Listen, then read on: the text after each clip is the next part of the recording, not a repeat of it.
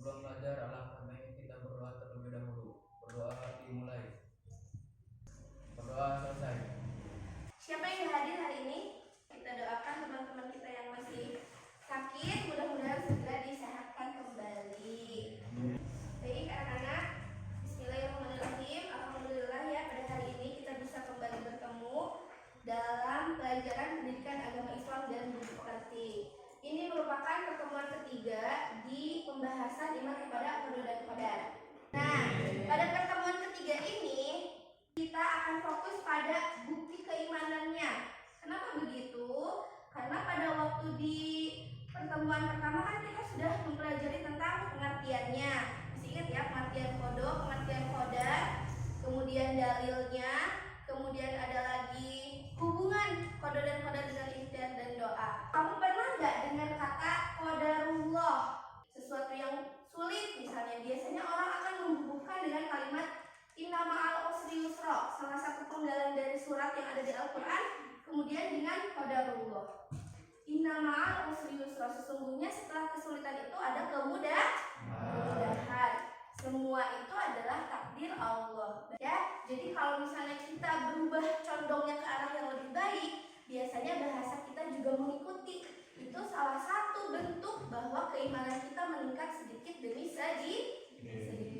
Pada pembelajaran hari ini, Ibu ingin kalian bisa mengaplikasikan konsep qada dan qadar itu sendiri dalam kehidupan sehari-hari melalui tindakan atau keputusan yang mencerminkan penerimaan takdir kamu. Jadi setelah kamu belajar itu, Ibu berharap sikap kamu tuh berubah. Yang biasanya nerima takdir jelek, biasanya mengeluh, ya kenapa kok aku yang kayak gini, berubah menjadi lebih baik dari segi bahasanya, dari segi sikapnya kayak gitu. Menurut kamu sikap apa sih yang mencerminkan orang itu beriman kepada qada dan qadar? Tidak mengeluh, karena dia yakin orang yang menerima atau menjalani hari-harinya, dia tidak mengeluh karena dia yakin itu adalah garis dari Allah Subhanahu wa Ta'ala. Sesulit apapun cobaan yang diberikan Allah, dia pasti mampu karena tidak ada beban yang diberikan Allah melebihi kemampuan orang itu sendiri. Untuk lebih lanjutnya, ini kan udah Ibu susun ya kelompok awal karena kita masih menggunakan jigsaw, tapi untuk hari ini Ibu menambahi metode yang lain, yaitu diferensiasi. Jadi di setiap kamu itu pasti gaya belajarnya beda-beda.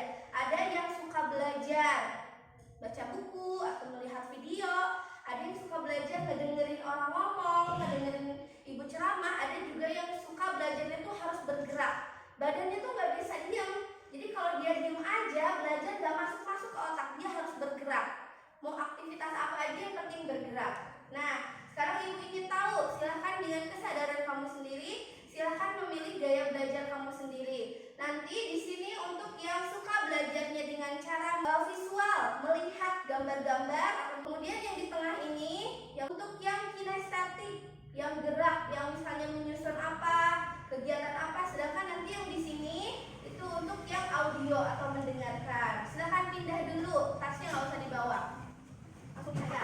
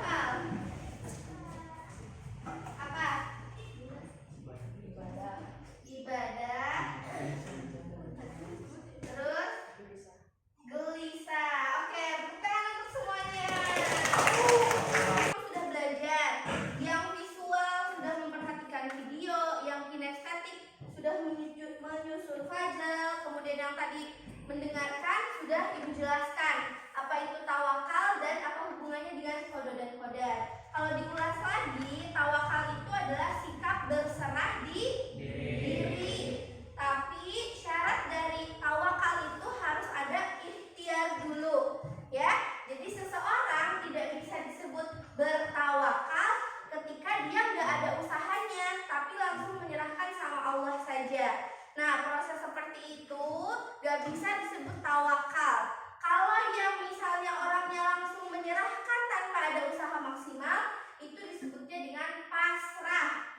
Ya, sebagai orang beriman gak boleh seperti itu, ya. Tapi harus berusaha dulu, baru setelah itu bertawakal, menyerahkan segalanya kepada Allah Subhanahu wa Ta'ala. Selanjutnya, Ibu nanti ada soal untuk evaluasi. Silakan nanti dikerjakan ya.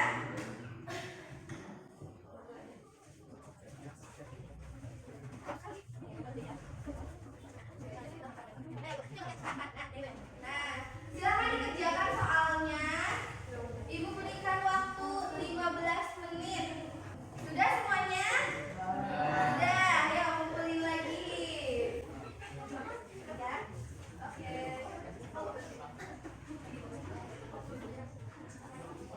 Pembelajaran kita hari ini sudah mau memasuki tahap akhir.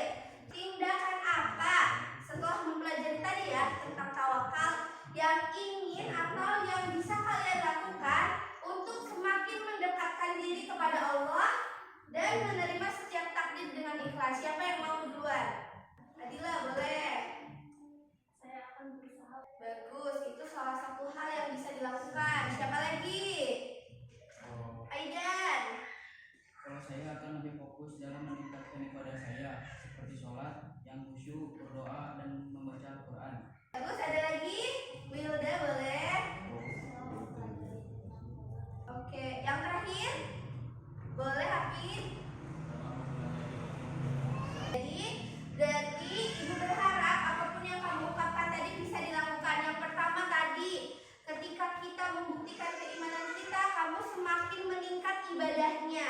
Mau sholatnya, mau baca Al-Qurannya, mau ibadah-ibadah yang lainnya. Yang kedua, lebih sering berdoa, menerima ya. Berdoa bahwa doa itu salah satu cara kita berkomunikasi dengan Allah Subhanahu wa Ta'ala. Yang ketiga, kalau misalnya ada takdir yang menghampiri kita, kita lebih legowo, lebih menerima, tapi dengan adab yang baik, tidak dengan kata-kata yang menyalahkan ataupun dan lain sebagainya.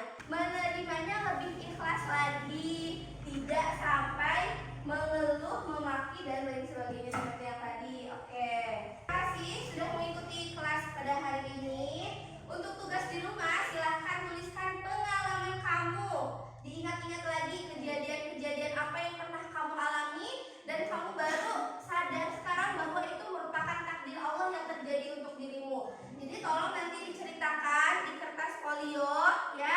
Nanti dikumpulkan minggu selanjutnya di pertemuan kita yang keempat. Dan pertemuan kita yang keempat itu berarti mengakhiri sesi pembelajaran iman kepada qada dan qadar. Setelah pertemuan keempat nanti, Ibu akan mengadakan kajian harian untuk bab iman kepada qada dan qadar. Pembelajaran untuk hari ini selesai. Mari kita tutup pembelajaran hari ini dengan bersama-sama